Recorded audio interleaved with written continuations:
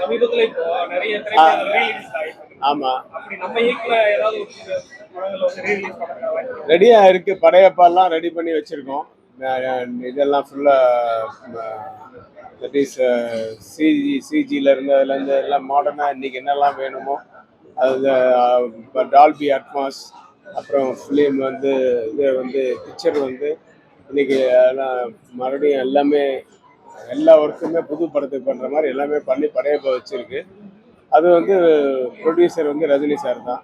அவர் தான் டிசைட் பண்ணோம் எப்போ ரிலீஸ் பண்ணணும். ஏற்கனவே முத்து வந்து கவிதாலயா பண்ணிட்டாங்க. அது ஒரு 2 வருஷம் ஆச்சு. அது 25வது வருஷமும் என்னமோ பண்ணாங்க.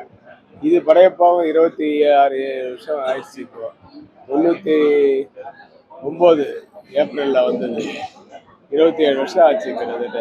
அதனால அது வரலாம். நிறைய படங்கள் வந்து ரீரிலீஸுக்கு கேட்குறாங்க. என் படம் தெனாலி, நான் என் சொந்த படம் அது கேட்குறாங்க.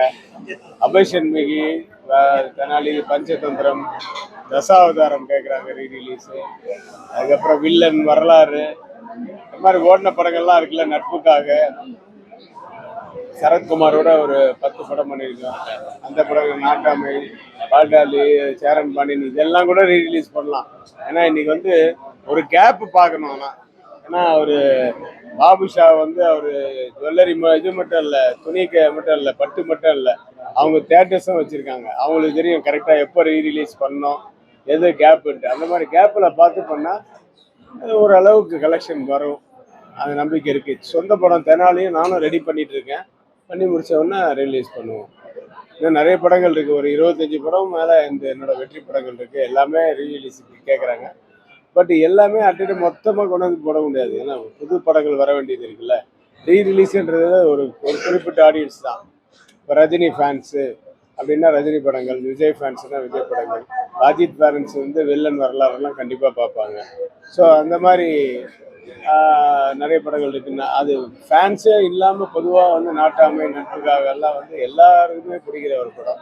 பட் அதெல்லாம் நிறைய டிவியில் பார்த்ததுனால ரீரிலீஸ் பண்ணும்போது தேட்டருக்கு வந்து கம்மியாக தான் வரும். நம்பர் ஆஃப் தேட்டர்ஸ் குறைச்சி நல்ல ஃபெசிலிட்டிஸோட தேட்டருக்கு கொடுத்தா இப்போ கண்டிப்பாக பொழுதுபோக்காகவும் இருக்கும், டைமை பாஸ் ஆகும் அப்படின்ற இதில் வருவாங்க. காமெடி பிக்சர்ஸுக்கெல்லாம் நிறைய பிஸ்ஸாலாம் பண்ணலாம் ரீரிலீஸு. ஸோ இது மாதிரி ட்ரை பண்ணிட்டு இருக்கோம். சரி, ரஜினி சார் வந்து தொடர்ச்சியாக கரண்ட் ட்ரெண்ட்ல இருக்கிற டேரக்டர்ஸ் கூட ஒர்க் பண்ணியிருந்தாலுமே கேஸ் ரவிக்குமார் சார் அவரோட ஃபுல் பொட்டன்ஷியலை வந்து ட்ரைவ் பண்ணாருன்னு சொல்லிட்டு ஆடியன்ஸ் சோஷியல் மீடியாஸ்ல வந்து கமெண்ட் பண்ணிட்டு இருக்காங்க. இப்போ வந்து கமல்ஹாசனும் ரஜினி சாரும் வச்சு லோகேஷ் கனகராஜ் பண்ண போறாரு அப்படின்ற மாதிரி ஸ்பெகுலேஷன்ஸ் இருந்தாலுமே அது வந்து கேஎஸ் ரவிக்குமார் சார் பண்ணாதான் ஒரு ஃபுல்ஃபில்டா ஃபுல் பொட்டன்ஷியல் இது பண்ண முடியும் அப்படின்ற மாதிரி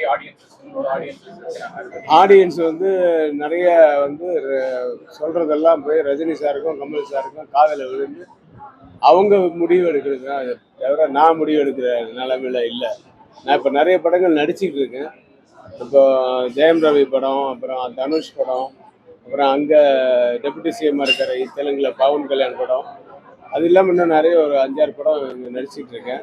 ப்ளஸ் டைரக்ஷனும் சில இது பேசிட்டு இருக்கோம். நான் கொஞ்சம் ஓரளவுக்கு மார்க்கெட்டபிள் ஹீரோஸ் இருந்தால் தான் நான் பண்ண முடியும். நான் ஏன்னா என்னுடைய அதனால தான் என்னுடைய சொந்த படங்களே கூகுள் குட்டப்பா, ஹிட்லிஸ்ட்லாம் வந்து என் அசிஸ்டன்ஸை வச்சு நான் டைரக்ஷன் பண்ணேன். ஏன்னா நான் டைரக்ட் பண்ணும்போது எல்லாமே வந்து டபுளும் ட்ரிபிளும் ஆகிடும் காஸ்ட் ஆஃப் ப்ரொடக்ஷன். என் அசிஸ்டன்ஸ்னா இப்போ ஒரு என்னுடைய மேக்கப் மேன் இருக்கான்னா அவர் மேக்கப் மேனோட 4வது அசிஸ்டண்ட்டை மேக்கப் மேனை அவர் போட முடியும். நான் இவரை வச்சுக்கிட்டு அவனை போட்டேன்னா இவரை டீக்ரேட் பண்ணுற மாதிரி ஆகிடும். இந்த மாதிரி ஒவ்வொரு டிபார்ட்மெண்ட்லேயுமே இப்போ அந்த மாதிரிலாம் பண்ண முடியாது நான். ஸோ அதனால் வந்து நான் கொஞ்சம் ஓரளவுக்கு மார்க்கெட்டபிள் ஹீரோஸ் இருந்தால் தான் நான் பண்ணுவேன். அப்படி இல்லைன்னா எதுக்கும் இருக்குது, ப்ரொடக்ஷன் இருக்குது, அப்புறம் ஆக்டிங் இருக்குது. இதில் ஏன்னா சினிமாவில் தான் இருப்பேன். பாபு சாருக்கு வந்து ஜுவல்லரி இல்லாமல் சினிமா, எனக்கு நான் இன்னொரு டெக்ஸ்டைல்ஸ் இல்லாமல் சினிமா வருது. நான் வந்து சினிமா மட்டும்தான். நான் டெக்ஸ்டைல்ஸ் வைக்கணும்னா பாபு சார் பார்ட்னரை வந்து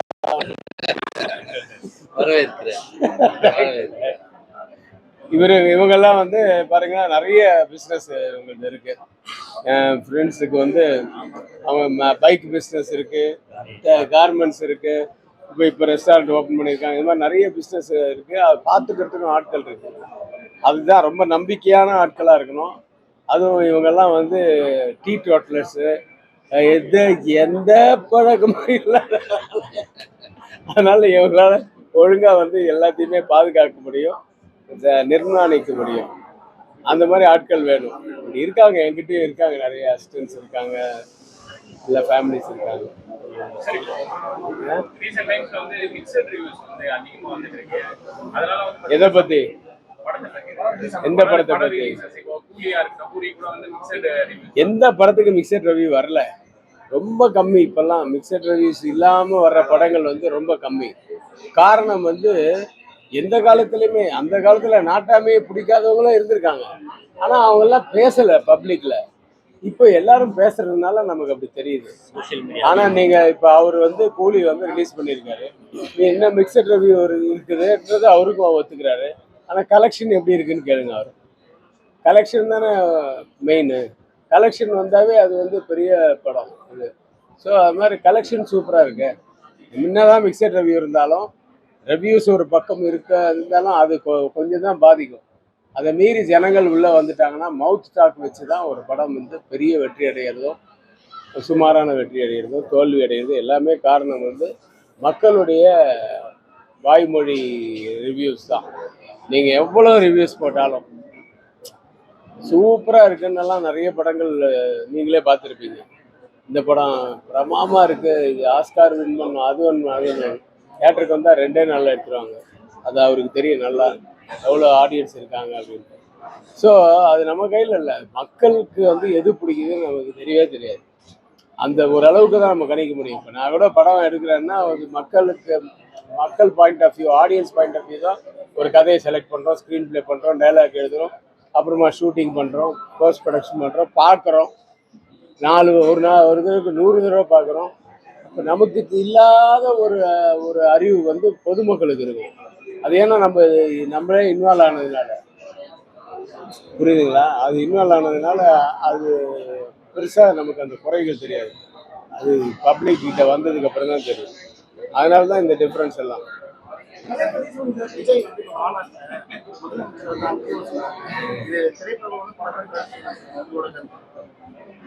நான் அரசியல்லாம் எனக்கு வந்து எனக்கு எனக்கு சம்மந்தம் கிடையாது, எனக்கு அனுபவமும் கிடையாது. பட் விஜய் வந்து பேசுறது வந்து தப்பா யாரும் எனக்கு படலை. ஏன்னா அவர் வந்து நிஜமாவே நேரில் பார்க்கும்போது குட் மார்னிங் அங்கிள், வணக்கம் அங்கிள், எப்படி இருக்கீங்க அங்கிள் தான் சொல்லுவார். அதை வந்து இன்னைக்கு பப்ளிக்ல சொல்லியிருக்காரு. அப்படிதான் நான் பார்க்குறேன். அதுக்கு வேற மீனிங் எடுத்துக்கிட்டு வேற மாதிரி ஒரு குரூப் வந்து பேசிட்டு இருக்காங்க.